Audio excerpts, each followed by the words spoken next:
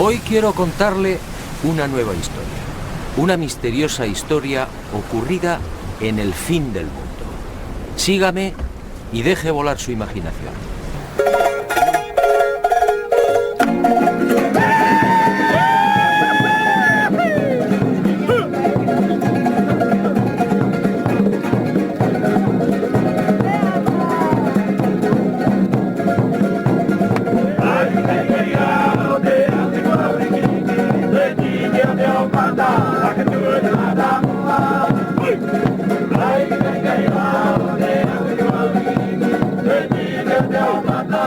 Ocurrió hace mucho tiempo y en mitad del océano. En aquel país vivía un rey sabio y prudente. Era hijo de los dioses y dotado de poderes excepcionales. Su reino era próspero y feliz.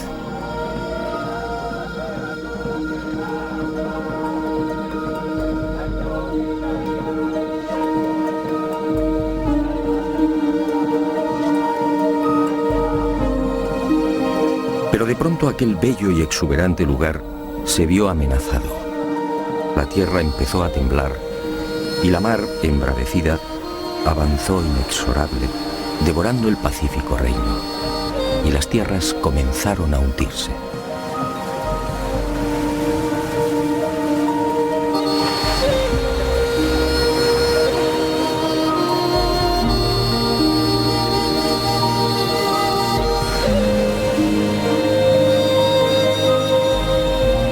Y el rey solicitó consejo. ¿Qué debía hacer? Uno de sus magos viajó en sueños por el océano y al regresar comunicó al rey que debía partir en dirección al sol. Allí encontraría una nueva patria.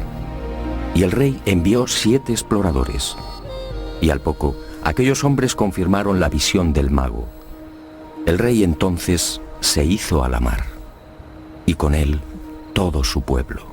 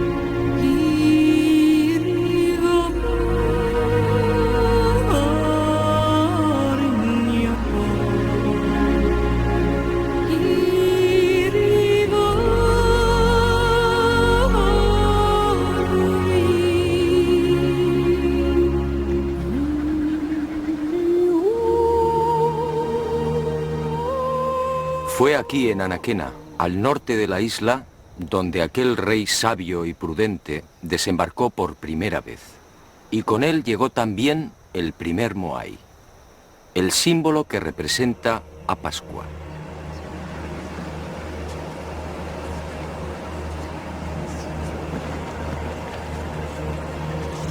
Mucho se ha escrito y difundido sobre estas colosales estatuas y el pueblo que las levantó.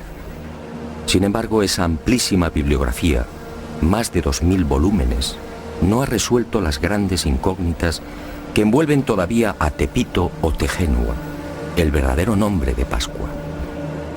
el nombre dado a la isla por aquel rey sabio y prudente. Tepito o Tegenua, el ombligo del mundo.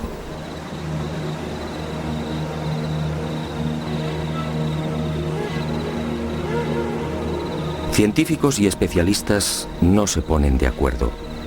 ¿Existió en verdad aquel rey? ¿Se hundió la vieja patria? Si fue cierta la peregrinación por el océano, ¿cuándo se produjo? ¿Fue aquel rey y su séquito los primeros pobladores de Pascua? ¿Construyeron ellos los Moais? Y de ser así, ¿por qué? ¿Cómo los transportaron?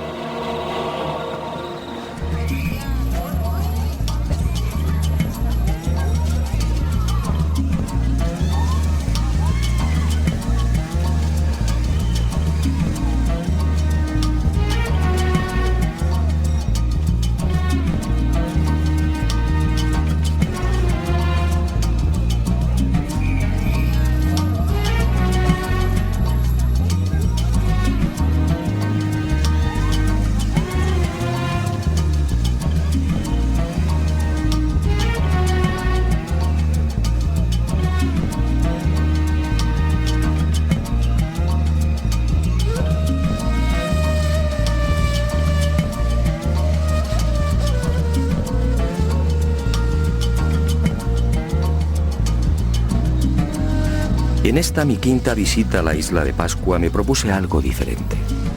Algo que quizá podía arrojar nueva luz sobre los referidos misterios. Hasta ese momento todas mis investigaciones habían tomado como referencia los dispares criterios de la ciencia. Pero como digo, esas afirmaciones resultaban tan endebles como contradictorias. En esta oportunidad, obedeciendo a la intuición, escuché la voz del pueblo. ¿Qué cuenta la tradición? ¿Qué dicen los ancianos pascuenses? ¿Cuál es su versión?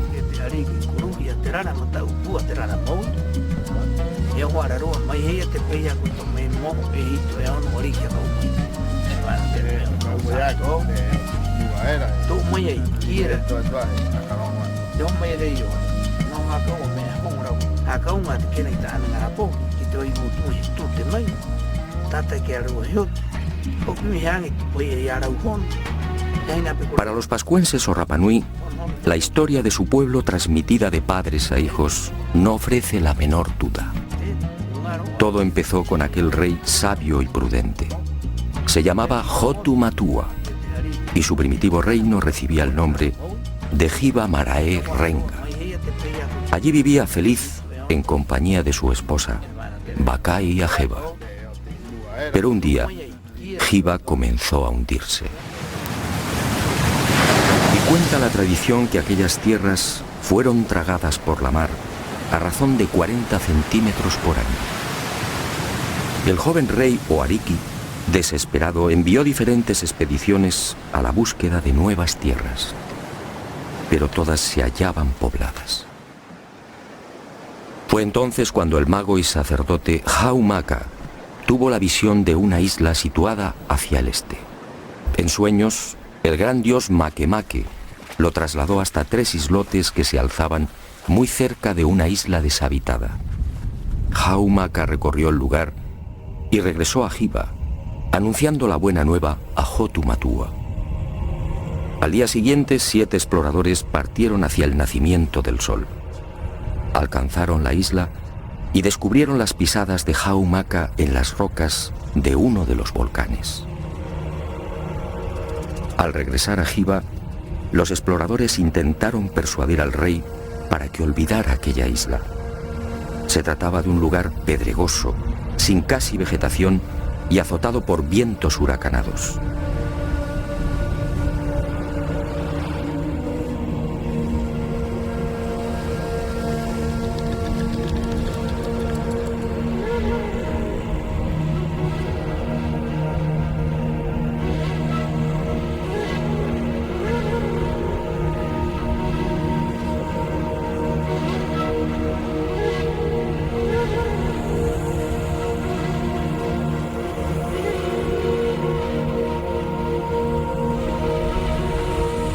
Pero Hotu Matua, confiando en su dios, zarpó de Hiva en 2 grandes canoas En una viajaba el rey con 300 hombres seleccionados.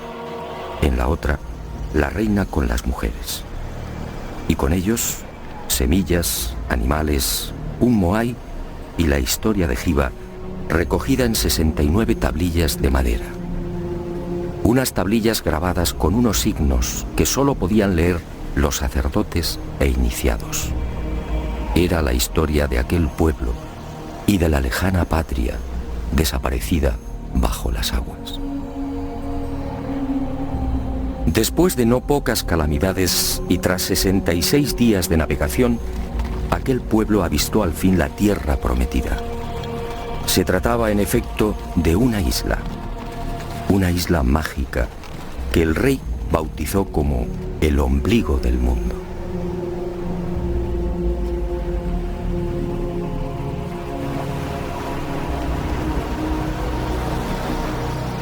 Tras rodearla, el rey y su séquito desembarcaron en una de sus playas. Y con ellos, la caña de azúcar, el plátano, el ñame, el taro, las aves y gallinas.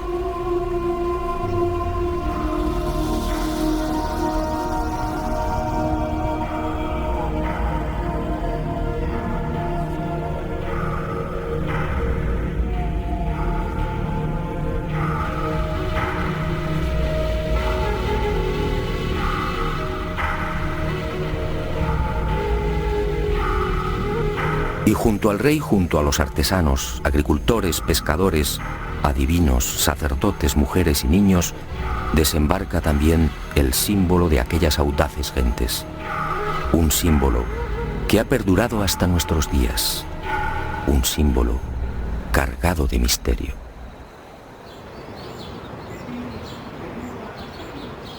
Según los ancianos pascuenses, así dio comienzo la verdadera historia de la isla.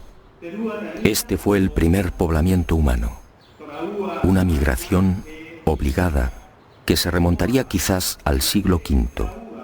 Los Rapanui establecen esta fecha basándose en la lista de reyes que sucedieron al mítico Hotu Matua y que conservan con nitidez en la memoria colectiva. En total, dicen, la isla ha sido gobernada por 64 arikis, con una duración media de 25 años por reinado. Este cálculo nos situaría alrededor del año 400 después de Cristo.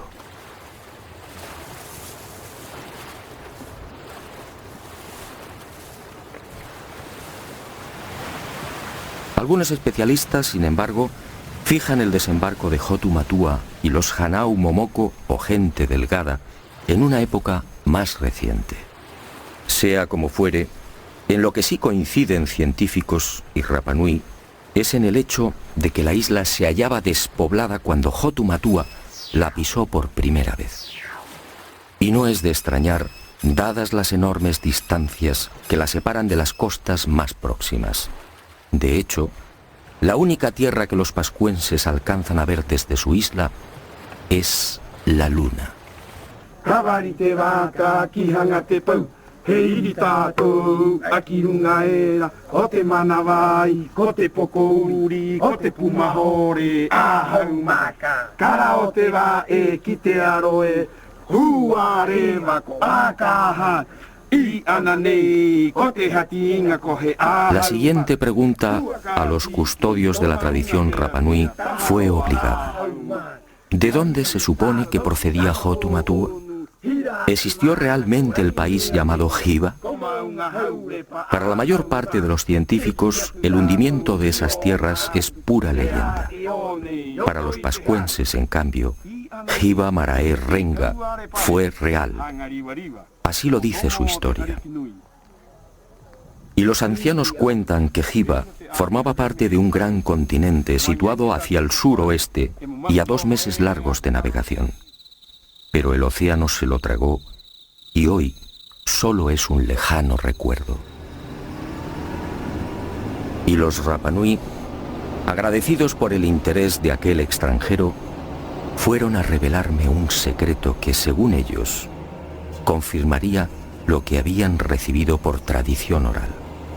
Según esta información, en la isla de Pascua existe un punto que señala directamente a Hiva, a la antigua patria, Al oeste de la isla, en efecto, se alza un grupo de moais conocido entre los isleños como los 7 exploradores. Los Rapanui aseguran que fueron levantados en memoria de aquellos 7 audaces súbditos de Hotu Matua, enviados por el rey para confirmar el sueño del mago Haumaka. Curiosamente, son los únicos moais que miran al mar.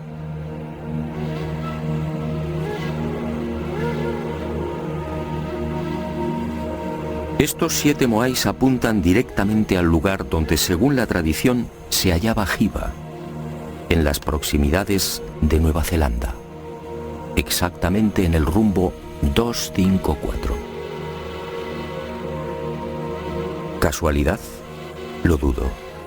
Para la ciencia, aquella primera oleada humana que llegó a Pascua tuvo que proceder de algún punto más cercano.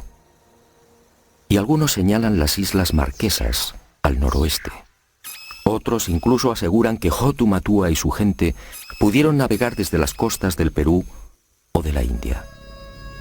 Los pascuenses lo niegan. Hiva, dicen, era parte de un continente que ocupaba una gran extensión en el Pacífico Sur. E inevitablemente surge la sombra de otra leyenda. ¿Se refieren los Rapanui a Mu, el legendario continente desaparecido?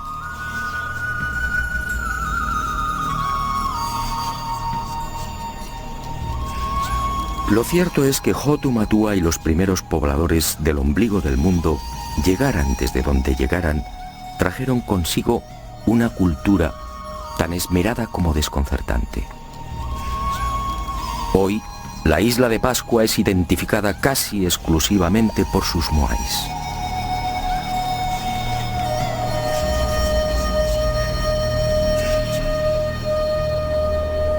Sin embargo, aquel rey y aquellas gentes delgadas eran portadores también de otros secretos y extraordinarios conocimientos. Una sabiduría incomprensible para aquel remoto siglo V. Según la tradición Rapanui, al segundo día de su llegada a la isla, Bakai, la esposa de Hotu Matua, dio a luz a su primer hijo. Se trató en efecto de un parto submarino.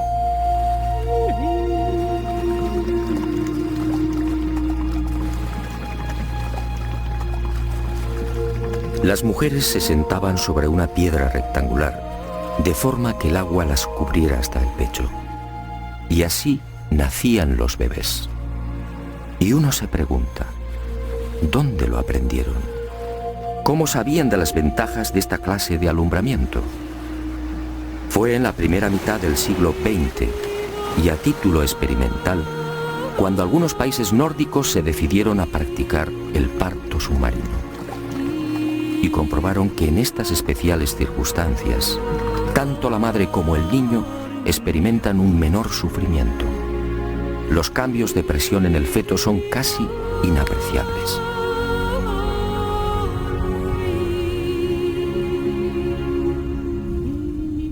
Con la llegada a Pascua de la civilización, o debería decir de la supuesta civilización, esta ancestral costumbre se perdió.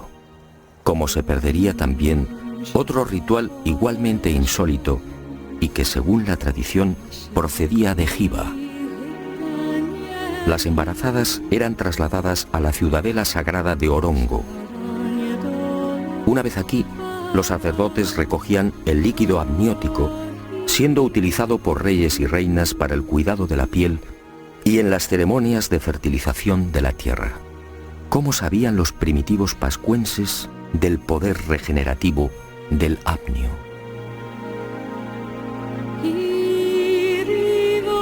Aquella cultura efectivamente era mucho más sabia de lo que imaginamos. Pascua es una isla de origen volcánico, con un terreno hostil, pedregoso, casi permanentemente azotada por los vientos alisios y con un manto vegetal de apenas 50 centímetros.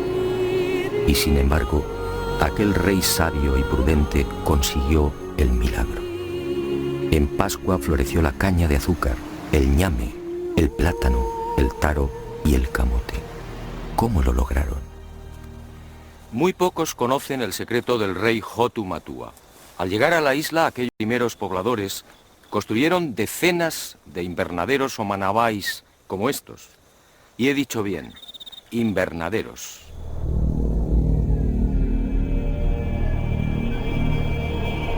He aquí otra muestra de la sabiduría de aquel pueblo. Una sabiduría o un poder heredados de Hiva. Las inclemencias y agresividad de la isla no fueron obstáculo para los recién llegados. Y levantaron los Manabai, unos invernaderos excavados en el terreno de hasta 2 metros de profundidad y 20 o 30 de longitud. Un lugar que mantiene un especial microclima y que permite el crecimiento de toda suerte de frutos y hortalizas. Un milagro que los científicos no terminan de explicar. Y aunque la ciencia no tiene una respuesta satisfactoria, para los pascuenses, en cambio, la solución es tan simple como familiar. El milagro de los Manabai fue consecuencia del poder del mana. El mana era un poder sobrenatural emanado del dios Makemake, una extraña y singular criatura que descendió de los cielos instalándose en la mítica Hiva. Y aquel dios se cruzó con las hijas de los hombres, y de ahí nacieron los viejos héroes y los reyes. Y todos ellos disfrutaron del primitivo poder del dios, el mana. Una historia, por cierto, sobradamente conocida en otras culturas.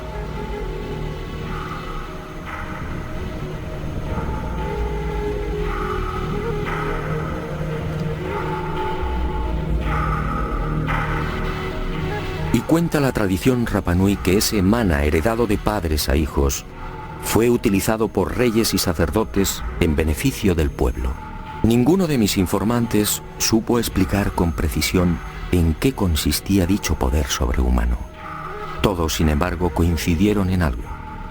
Era como una fuerza, como una energía que modificaba personas y cosas. Cuando el rey extendía sus manos hacia la mar, peces y tortugas se multiplicaban, abasteciendo así a sus súbditos. Cuando el ariqui tocaba semillas o plantas, las cosechas prosperaban.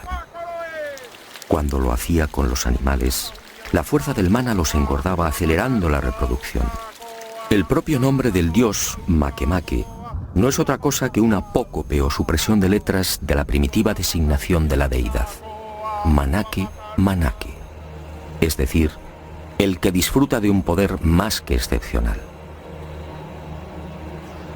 En definitiva, según los ancianos Rapanui, fue gracias al mana como sus ancestros lograron transportar los grandes bloques de piedra que cierran los invernaderos. No importaba peso o volumen. El mana, dicen, los hacía levitar, venciendo así la gravedad.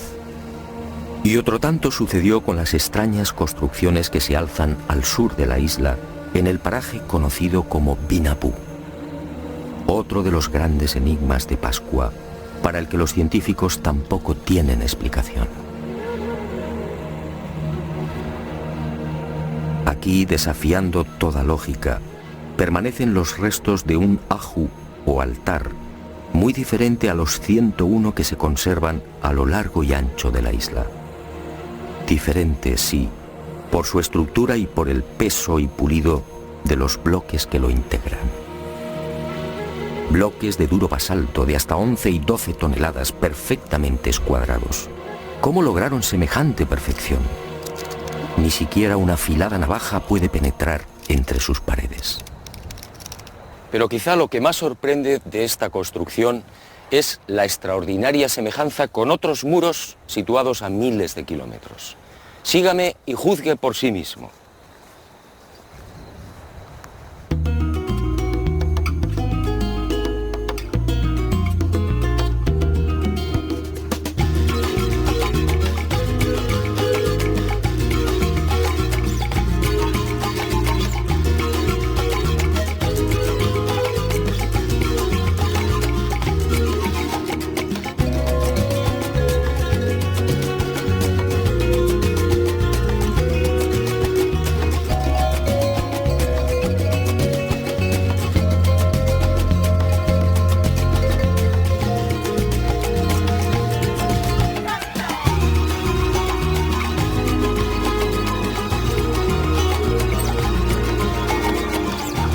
Fue el Inca Garcilaso en sus comentarios reales quien proporcionó el primer aviso sobre lo insólito de estas edificaciones en pleno corazón del Cusco peruano.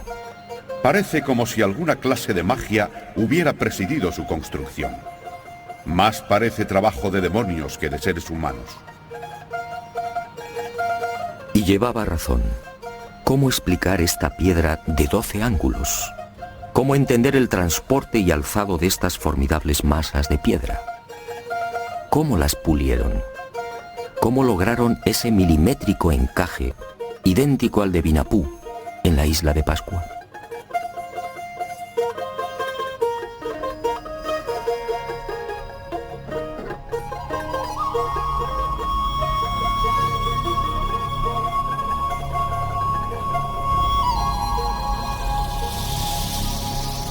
¿Y qué decir de las moles que dan forma a la fortaleza inca de Sacsayhuamán? Algunos de estos bloques superan los 5 metros y las 130 toneladas de peso. La técnica de construcción es prácticamente gemela a la que vimos en Pascua. ¿Cómo entender esta semejanza? ¿Pudieron los incas llegar hasta el ombligo del mundo? ¿Enseñaron a los pascuenses cómo diseñar y levantar estos muros? ¿O fue al revés?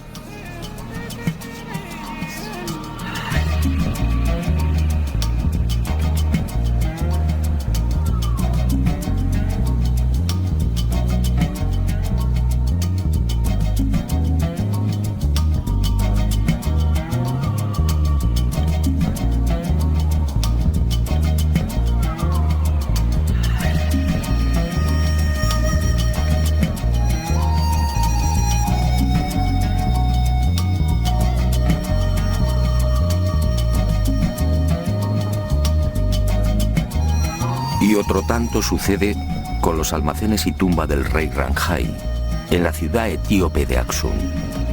Una formidable construcción con bloques de 500 toneladas, escuadrados exactamente igual que en Perú y Pascua. Un complejo funerario que se remonta al año 2500 a.C.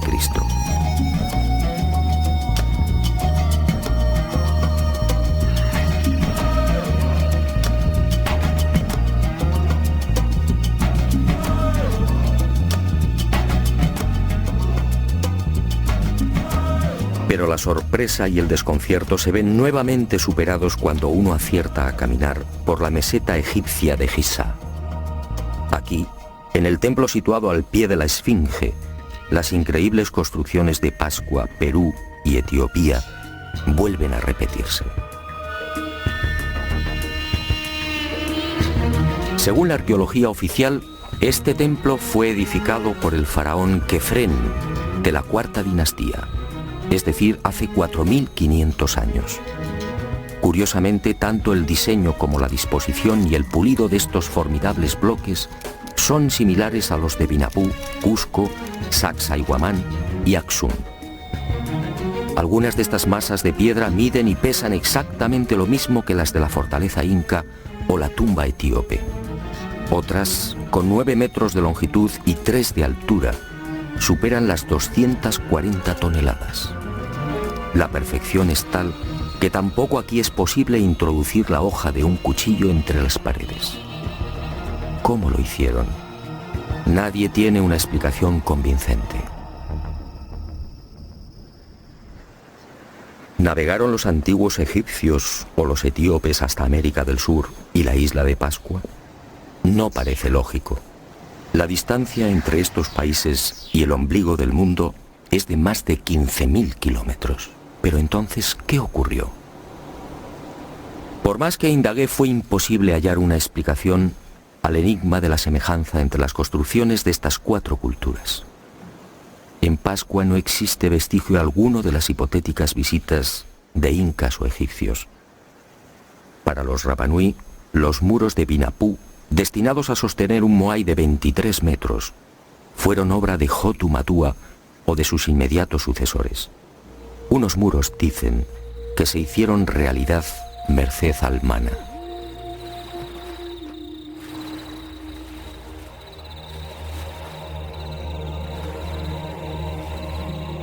Matua. He aquí otro de los intrigantes misterios de Pascua. ¿Qué fue de aquel primer rey? ¿Qué fue del Ariki que fundó la cultura Rapanui y que trajo el primer Moai? Según la tradición, Hotu Matua gobernó durante 20 años.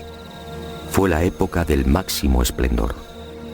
Un periodo en el que se inició probablemente la construcción de las gigantescas estatuas y, sobre todo, el reinado del mana por excelencia. Todo en el soberano era mana, todo era sagrado. Nadie debía tocarlo. Su cabeza, cabellos y manos eran santos. No podía cortarse el pelo y tampoco las uñas. Sus manos solo tejían redes. Al morir, el cráneo era separado del cuerpo y adornado con pinturas o grabados. Pero este poder, el mana, se hallaba asociado a otro concepto, el tapu, es decir, lo prohibido. Cualquier persona u objeto que pudiera tocar el rey quedaba maldito. Y el tapu, un concepto del que procede la palabra tabú, ha llegado hasta nuestros días en la isla del fin del mundo. El pescador, por ejemplo, no puede comer los peces que captura. Las mujeres y niños Rapanui tienen prohibido el consumo de atún durante la época estival. Los pascuenses no deben pisar el terreno donde se ha enterrado un cordón umbilical. Nadie podía ver al Ariki comiendo o durmiendo. Los infractores del tapu eran condenados a muerte bien por el aplastamiento del cráneo o bien por la introducción en el recto de una antena de langosta marina. Un suplicio extraordinariamente doloroso que conducía indefectiblemente a la muerte.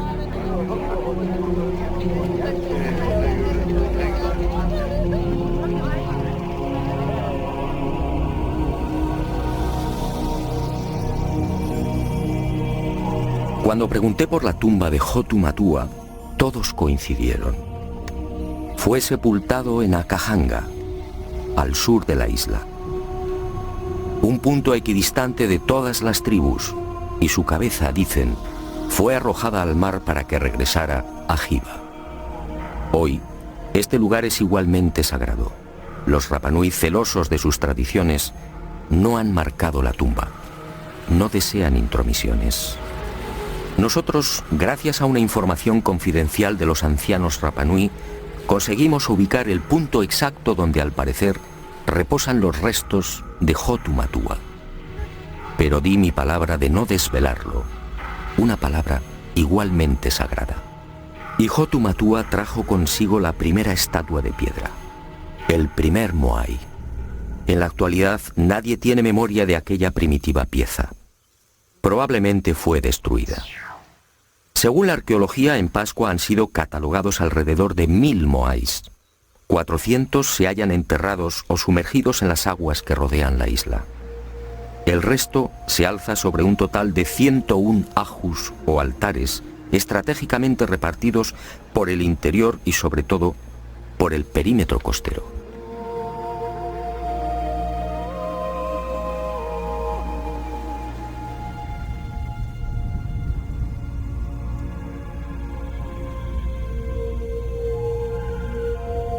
Como decía, es mucho lo que se ha dicho y escrito sobre el símbolo por excelencia de Pascua. Y a decir verdad, son muchos también los infundios y despropósitos que giran en torno a estas colosales estatuas. ¿Fueron construidas por seres extraterrestres? ¿Fue Hotu Matua y su gente, como ha llegado a difundirse, una perdida expedición de la no menos mítica Atlántida? La verdad probablemente es otra. Los moais encierran aún algunos misterios, pero en mi opinión, nada tienen que ver con seres llegados del espacio.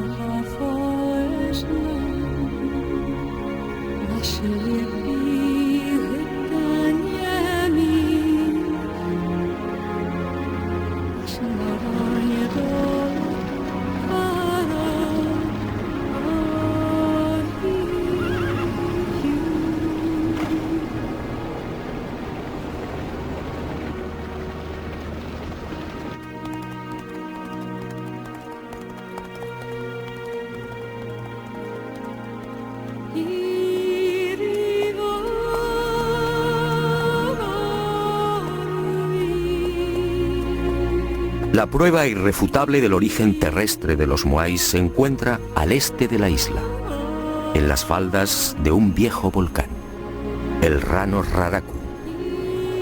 Aquí se han contabilizado 396 estatuas, muchas terminadas y otras en fase de ejecución.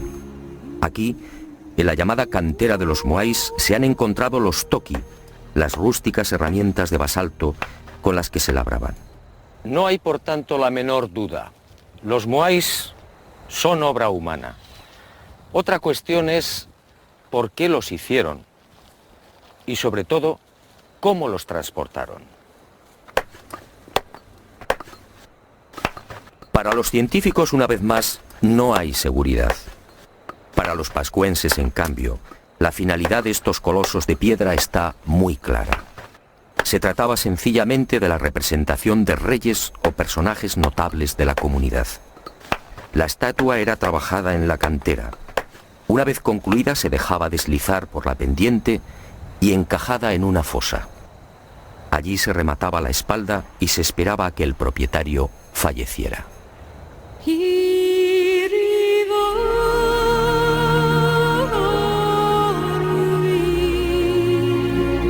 Cuando esto ocurría, el moai era trasladado al lugar elegido y alzado sobre el aju o altar. Era entonces cuando los artesanos procedían a la fase culminante. Abrían las cuencas oculares y engastaban en ellas unos ojos de coral blanco con pupilas de escoria roja. Y esa mirada terrorífica era la señal. El difunto tomaba posesión del moai y su poder, el mana, se difundía a través de dicha mirada.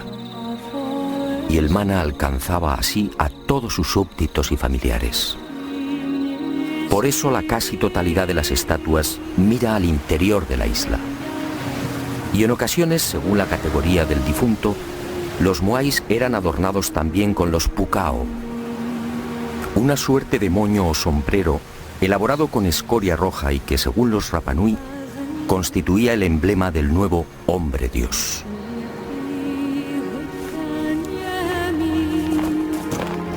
Y ahí justamente, en el proceso de traslado del moai desde la cantera del Rano Raraku hasta su definitivo asentamiento, aparece el gran problema.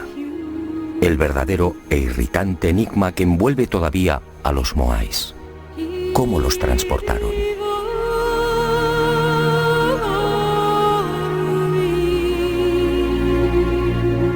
La altura media de los casi 600 moais que pueden contemplarse hoy en la isla oscila alrededor de los 4 metros, con un peso aproximado de 20 a 30 toneladas. Hay excepciones, como en los casos del moai paro, en la costa norte, con casi 10 metros de altura y 85 toneladas de peso. Y el moai, a medio terminar, de la cantera del Rano Raraku. Este coloso de 22 metros de longitud habría llegado a pesar unas 250 toneladas. En el caso de los sombreros o pucaos, la mayor parte de estos cilindros supera las 7 y 8 toneladas.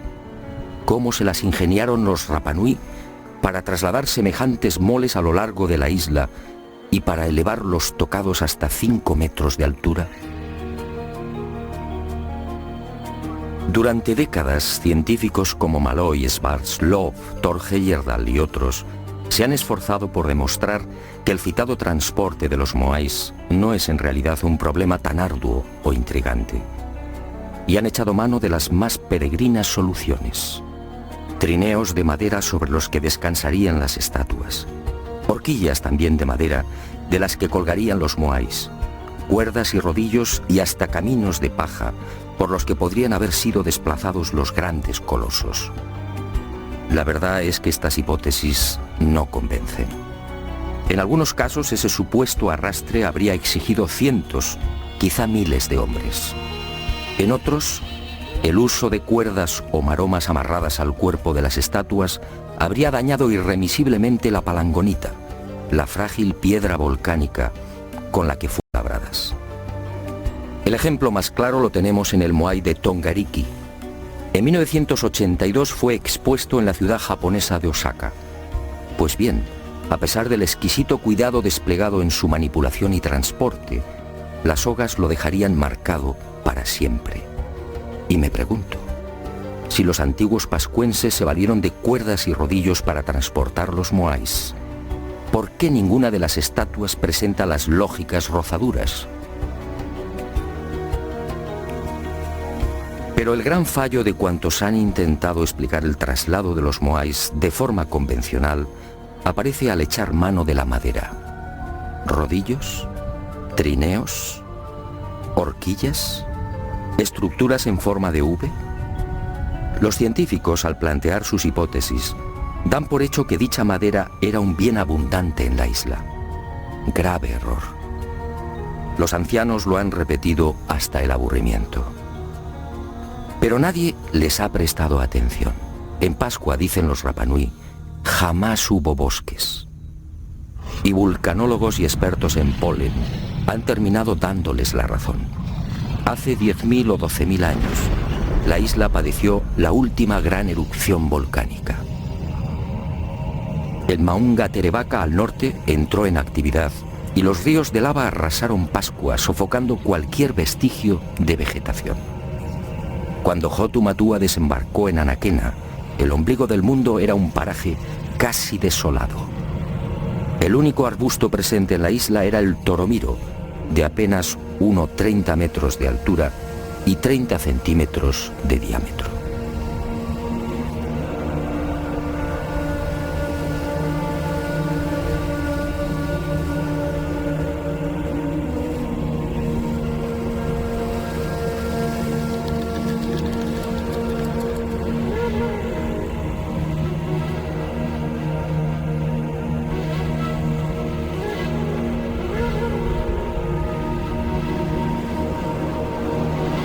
Está claro que los antiguos pascuenses no pudieron trasladar los moais con el auxilio de rodillos de madera porque sencillamente no había madera. Y el enigma aparece de nuevo. Si el toromiro no era suficiente para la elaboración de esos más que supuestos cientos o miles de rodillos, ¿cómo los transportaron? La respuesta de los Rapanui siempre es la misma: con mana. Era el poder más que excepcional del rey o de los sacerdotes el que levantaba las estatuas en la cantera, desplazándolas por el aire. Llegado el momento, cuando el propietario del moai fallecía, el cortejo se ponía en marcha. El ariki utilizaba su mana y el gigante de piedra se alzaba como una pluma, obedeciendo las órdenes del rey o del iniciado de turno. Y así viajaba hasta el lugar fijado por el difunto.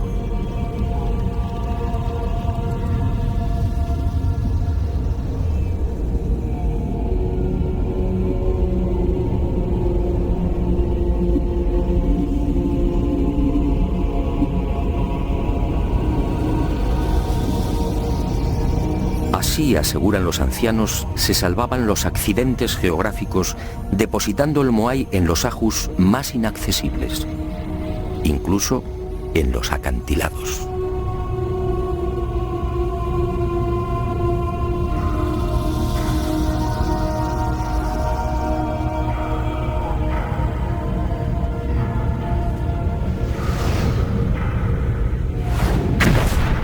Pero esta versión, obviamente, no cuenta para los científicos.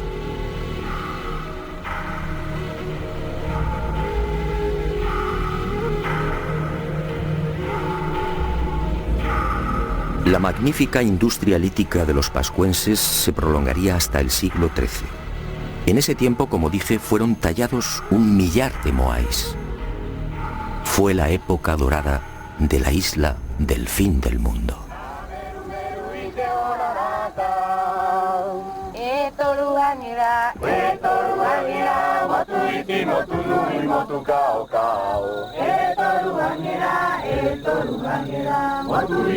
Pero un buen día, hacia el año 450, sucedió algo imprevisto. En la isla desembarcó una segunda oleada humana. Eran los Hanau Epe, unos individuos corpulentos que terminarían provocando el gran desastre.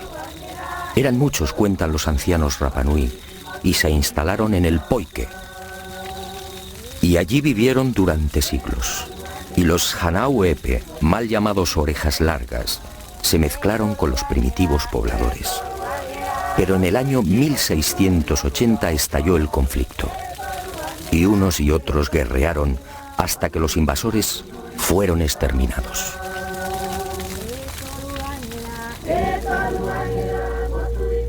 La isla no se recuperaría jamás de aquella sangrienta guerra. Y poco tiempo después, las rivalidades entre tribus y familias desembocarían en otra catástrofe. Una parte del pueblo se rebeló contra la tiranía del rey, ensañándose con los símbolos del poder, los moais. Y muchas de las estatuas fueron derribadas. Y así han permanecido hasta hoy. Fue el final de los colosos de piedra y del mana. Desde entonces, los moais solo son un recuerdo.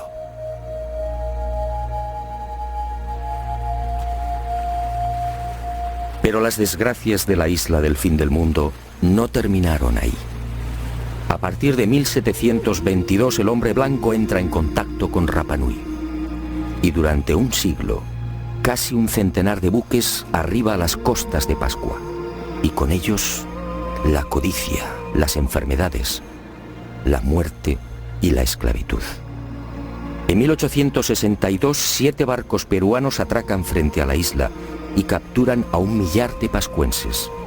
Todos ellos son trasladados a las islas Chincha y al interior del Perú, donde trabajan como esclavos.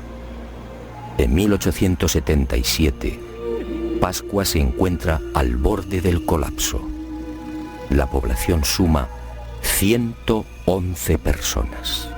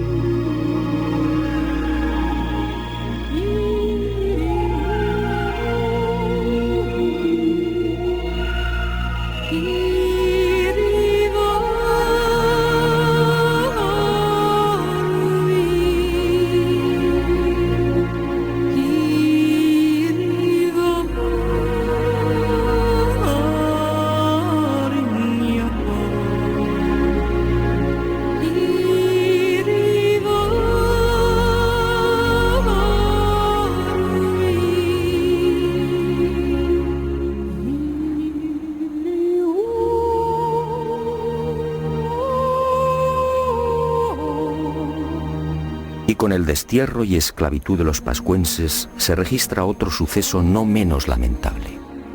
Junto al millar de isleños capturados en 1877 se encuentra el rey Caimacoy y la mayoría de los sabios y sacerdotes de la vieja cultura Rapa Nui. Todos mueren en las guaneras peruanas, perdiéndose así otro gran tesoro, el secreto de las tablillas Rongo Rongo.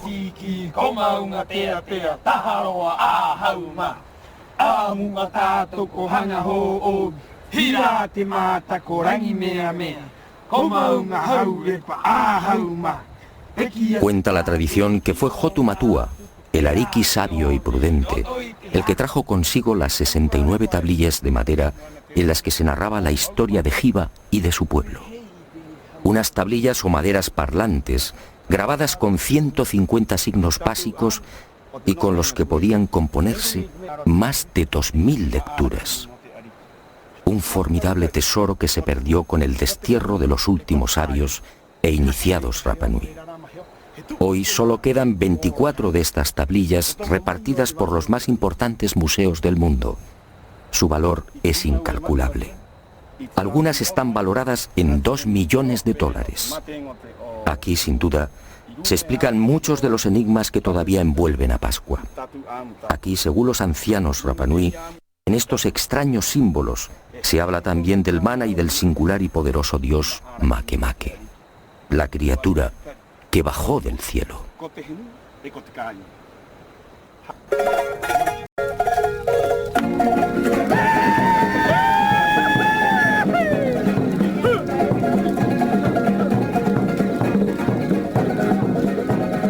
Es probable que nunca alcancemos a desvelar los misterios de Pascua.